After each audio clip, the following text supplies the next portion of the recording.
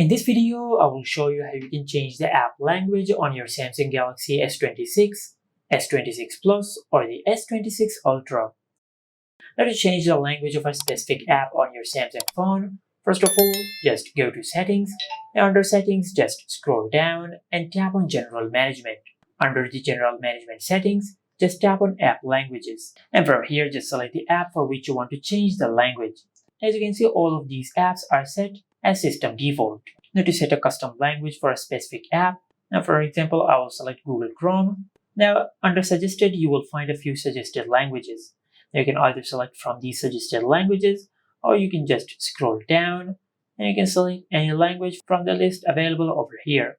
For an example, I will select this language.